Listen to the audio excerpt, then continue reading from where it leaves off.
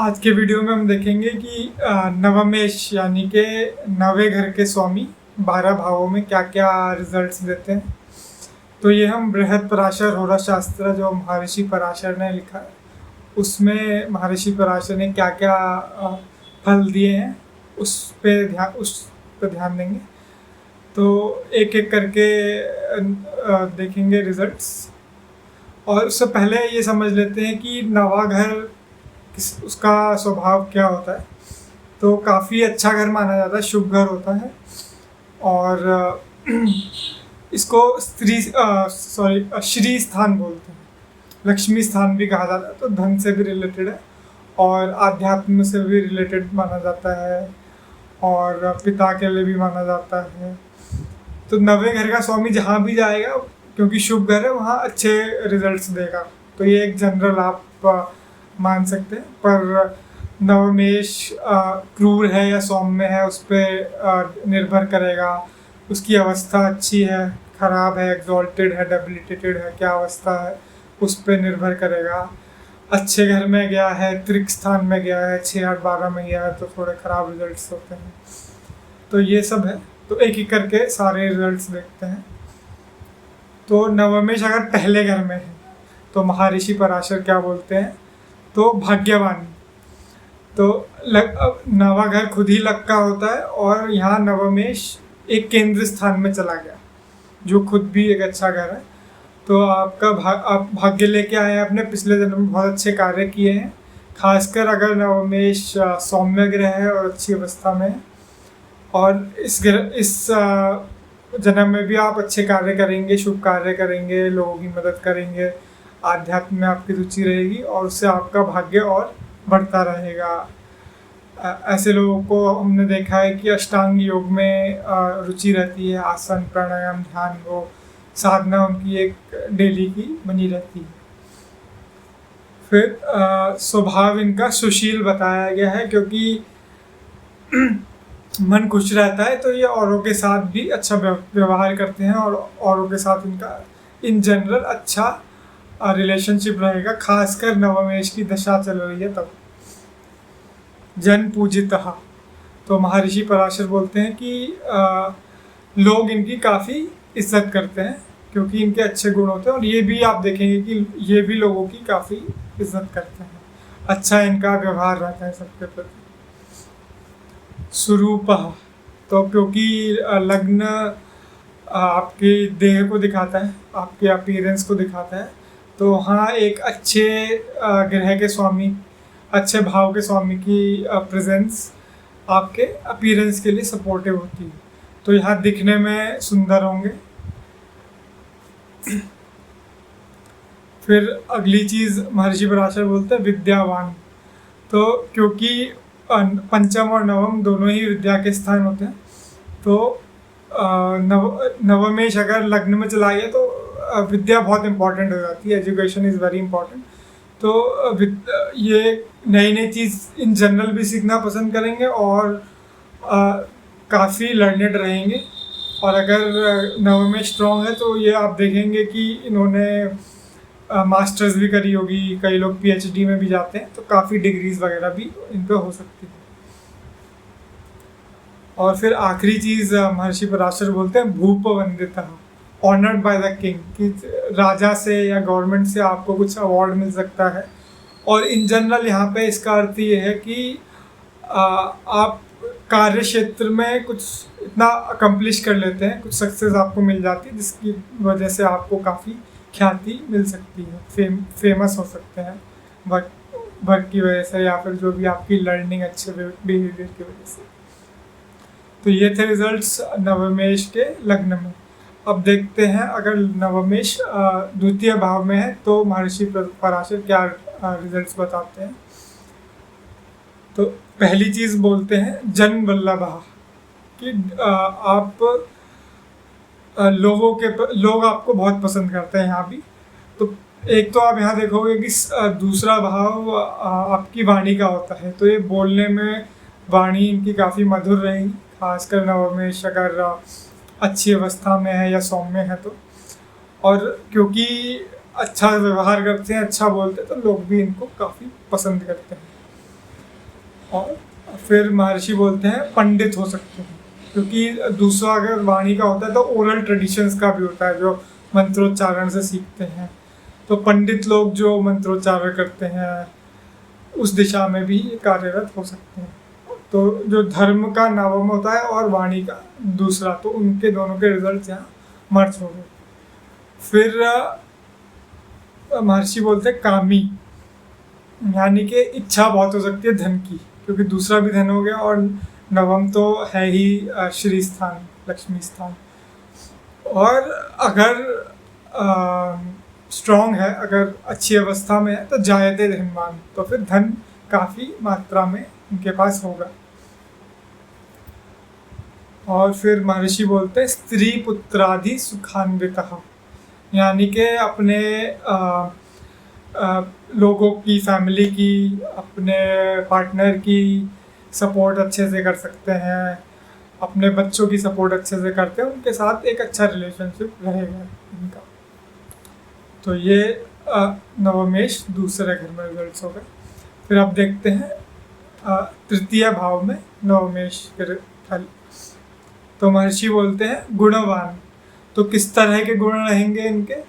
तीसरा घर विक्रम का कहा जाता है, करेज का, तो शौर्य रहेगा और एक रिस्क टेकिंग एबिलिटी रहती है, और काफ़ी मेहनती होते हैं, काफ़ी निपुण होते हैं, स्किलफुल होते हैं अपने कार्य में।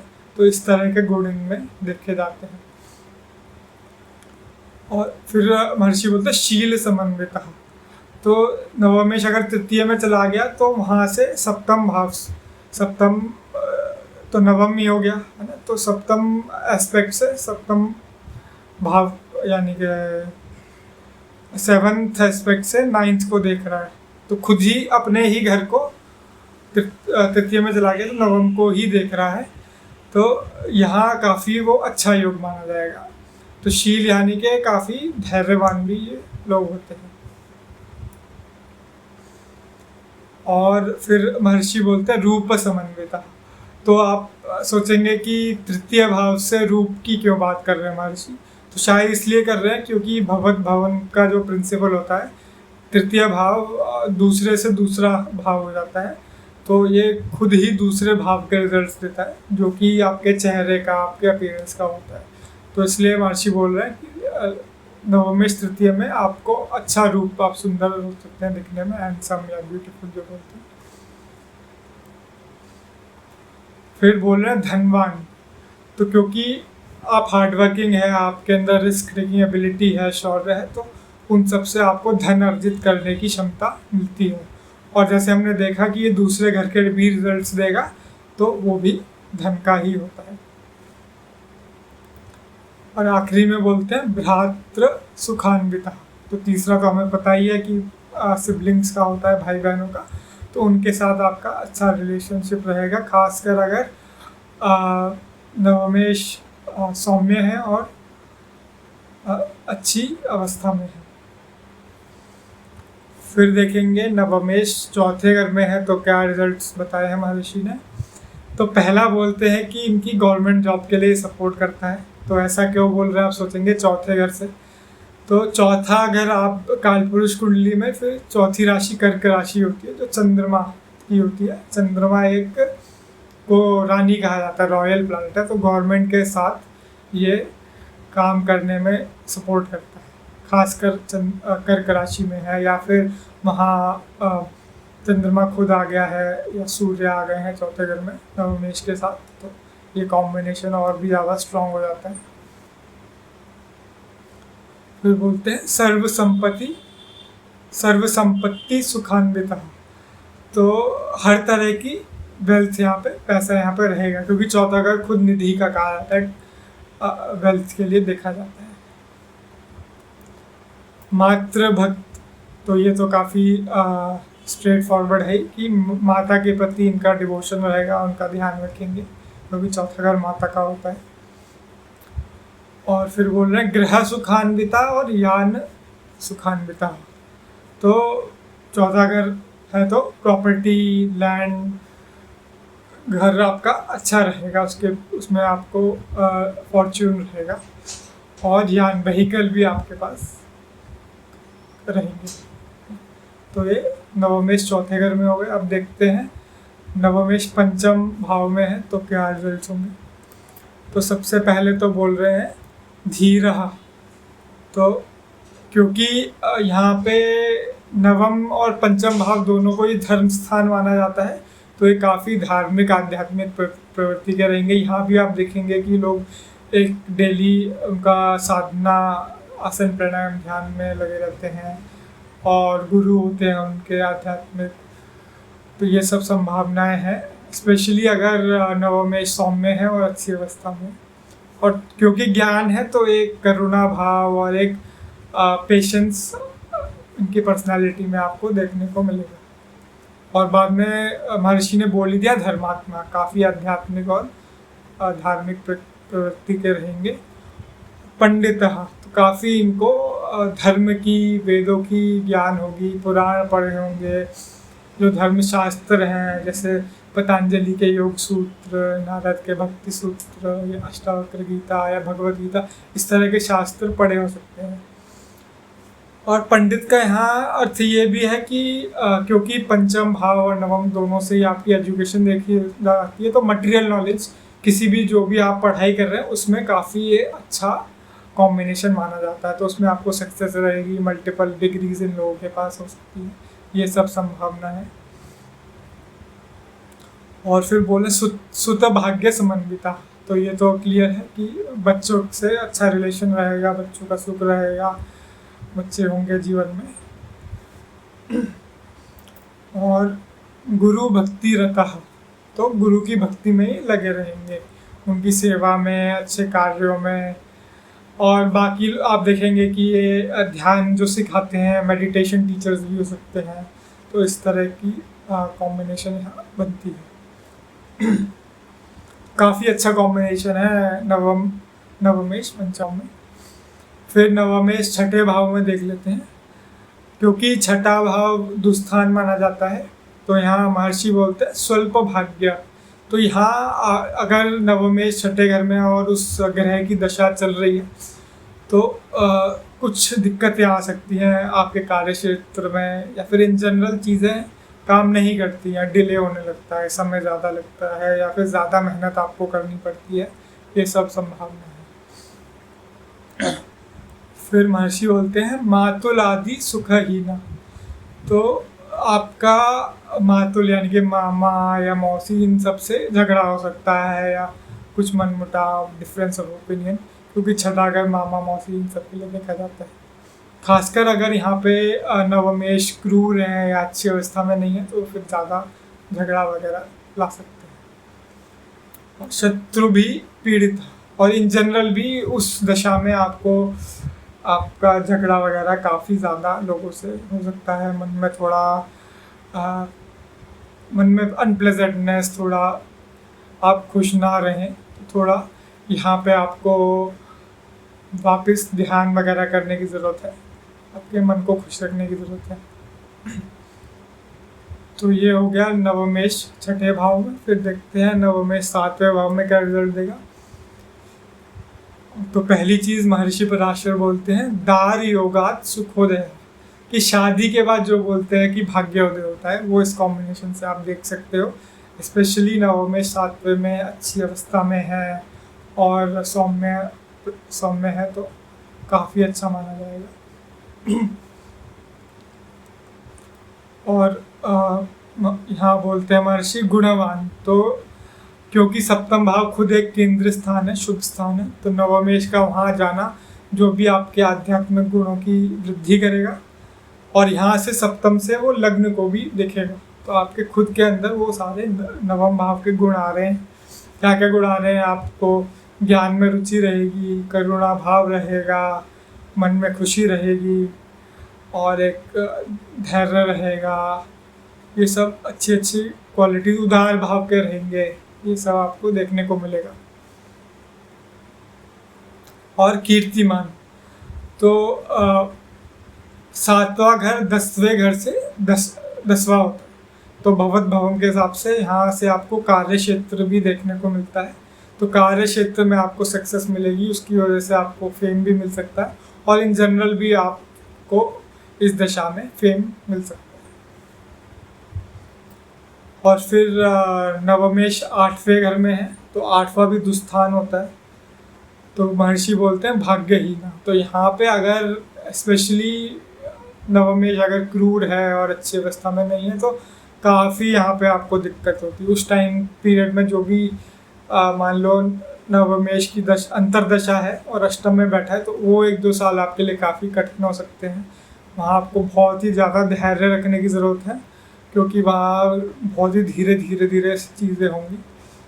तो उस टाइम पे आपको कुछ झगड़ा वगैरह हो सकता है। तो ये सब ध्यान रखने की ज़रूरत है कि ये थोड़ा अभी टफ टाइम चल रहा है और उसको धैर्य से निकाला जाए। और दूसरी चीज़ यहाँ पे बोलते हैं ज्येष्ठ भ्रातरम सुखम नैव। तो बड़े भाई का सुख नहीं होगा, या तो आप बड़े भाई नहीं होंगे, तो आप ही खुद सबसे बड़े हैं, या फिर उनसे झगड़ा हो रहा है, या फिर आपको दूर जाना पड़ रहा है उनसे कि आप कार्य की वजह से या पढ़ाई की वजह से दूर चले गए। तो अब बड़े भाई का क्यों बोला नवमेश अष्टम में है, तो क्योंकि 11वां घर बड़े भाई के लिए या बड़ी बहन के लिए देखा जाता है, और 8वां वहाँ से 10वां घर हो जाता है। तो यानी कि ये एक आपका कर्म हो गया बड़े भाई का। तो इसलिए शायद महर्षि यहाँ से बड़े भाई के साथ रिश्ते को भी दर्शा रहे हैं। और फिर देखेंगे नवम, खुद ही नवमेश नवम भाव में है, तो स्वराशि हो गया है, तो ये बहुत ही ज़्यादा अच्छा कॉम्बिनेशन माना जाएगा। तो यहाँ तो पूरी तरह से ही आध्यात्मिक रुचि रखने वाले होंगे, आपके गुरु होंगे, और आप बहुत ही अच्छी आपकी साधना रहेगी, और आप सेवा में रत रहेंगे, लोगों की भलाई करेंगे, ये सब आप देखने को मिलेगा।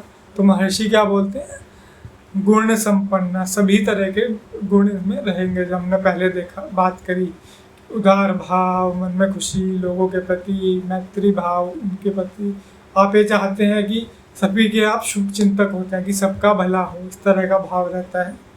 और ज्ञान और करुणा भाव रहता है। बहुभाग्य समन्विता, तो हर तरह का हर चीज़ में इस दशा में आपको लक रहता है।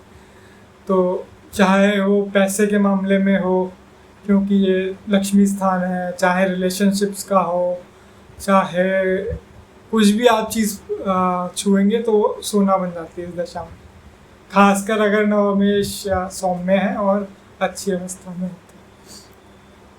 और यहाँ महर्षि बोल रहे सौंदर्य संपन्न, तो आप दिखने में भी अच्छे होंगे, ब्यूटीफुल और हैंडसम। तो ऐसा क्यों बोल रहे, क्योंकि ये नवमेश लग्न से कोण में हो गया, ट्राइन हो गया, तो वो लग्न को भी फिर इफेक्ट करेगा और वहाँ के लिए अच्छे रिजल्ट देगा, और हेल्थ भी अच्छी रहेगी।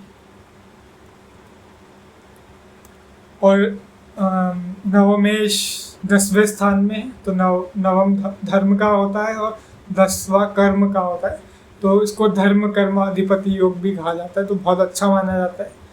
इसमें भी आपको हर तरह के गुण आपको देखने को मिलेंगे लोगों में, काफ़ी मेहनती होंगे, करेजियस होंगे, ज्ञानी होंगे, काफ़ी अपने कार्य क्षेत्र की नॉलेज इनको होगी, तो ये सब आपको देखने को मिलेगा।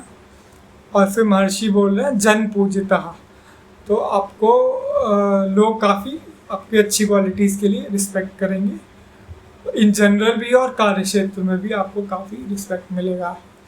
फिर बोलते हैं मंत्री, सेनापति, इस तरह के कार्य, यानी कि हाई पोजीशन पे आप हो सकते हैं। ज़रूरी नहीं है एग्जैक्टली मिनिस्टर हो या आर्मी में कमांडर हो, पर किसी भी जहाँ भी आप जिस भी फील्ड में कार्य कर रहे हो उसमें आपको एक हाई पोजीशन इस दशा में मिल सकती है। और फिर बोलते हैं राजा अथा तत्समा, या तो राजा हो सकते हैं या राजा के समान। तो अगर नवमेश खुद सौम्य है और अच्छी अवस्था में है और किसी और क्रूर ग्रह से पीड़ित नहीं है, तो बहुत ही हाई सक्सेस लेके आता है। और फिर आगे देखते हैं नवमेश 11वें घर में क्या रिजल्ट देते हैं। तो महर्षि पराशर बोलते हैं अगेन गुणवान, इनको धैर्य होगा, जनरस होंगे, उदार चरित्र के होंगे, ज्ञानी और करुणा भाव रहेगा। और पुण्यवान बोल रहे हैं, यानी कि जो पैसा है वो अच्छे कार्यों पे, शुभ कार्यों पे खर्च कर रहे हैं, जिनसे इनका खुद भी पुण्य की वृद्धि होगी। तो जो लोग मंदिर में दान करते हैं, या फिर पहले पहले पानी से रिलेटेड, जैसे गांव में कुछ कुआं बनवा दिया, या फिर आप भंडारा करते हैं लोग, तो एनजीओ के लिए डोनेट करते हैं, या फिर कोई भी मदद में है उसके लिए डोनेट, जिसको मदद की ज़रूरत है उसकी हेल्प करते हैं, तो ये सब आपको देखने को मिलेगा। और फिर बोलते हैं धन लाभ दिने दिने, तो पैसा इनका बढ़ता ही रहता है, क्योंकि 11वें घर में एक बहुत ही शुभ ग्रह के स्वामी बैठे हुए हैं। और फिर बोलते हैं भक्त गुरुजन, तो अपने से बड़े की तरफ, गुरु की तरफ इनका काफ़ी आदर रहेगा, संत लोगों की तरफ, और उनकी काफ़ी सेवा भी करेंगे। और आखिरी में नवमेश अगर 12वें घर में है तो महर्षि पराशर बोलते हैं कि भाग्य हानि कर। तो यहाँ भी आपको उस दशा में थोड़ी दिक्कत, थोड़े डिलेज आ सकते हैं, क्योंकि 12वां घर भी एक दुस्थान माना जाता है। और फिर बोलते हैं शुभ कार्य व्यय नित्यम, तो 12वें घर से आपका व्यय यानी कि एक्सपेंडिचर, खर्चा कहाँ कर रहे हैं वो देखा जाता है। तो नवमेश 12वें में चला गया तो अच्छे कार्य, धार्मिक कार्यों पे आप खर्चा करेंगे। हो सकता है किसी आश्रम में आप डोनेट कर रहे हो, या फिर आप धार्मिक यात्रा पे जा रहे हो, पिलग्रिमेज पे जा रहे हो, मंदिर विजिट कर रहे हो, तो ये सब पॉसिबल है। और फिर बोलते हैं निर्धन अतिथि संगमात, तो आप लोगों का ध्यान, अच्छे कार्यों में लोगों का ध्यान रखने में, कोई गेस्ट आ गए उन पर खर्चा कर रहे हैं, और पैसा मतलब जाता रहेगा, क्योंकि 12वें घर में है तो आ भी रहा है नवम घर से, और 12वें घर में जा भी रहा है। तो ये सारी संभावनाएं महर्षि पराशर ने बताई हैं। और भी बहुत सारी संभावनाएं बनती है, पर ये कुछ मुख्य संभावनाएं महर्षि ने बताई हैं। तो आप कमेंट सेक्शन में बताइए कि आपका नवमेश कहाँ पर है, सौम्य है या क्रूर है, ये देखिए, उसकी अवस्था क्या है ये देखिए, जो कंपाउंड रिलेशनशिप से निकाली जाती है। और फिर आप बताइए कमेंट सेक्शन में कि ये क्या क्या आपके चार्ट में इनमें से चीज़ें हो रही हैं। तो मिलते हैं अगले वीडियो में।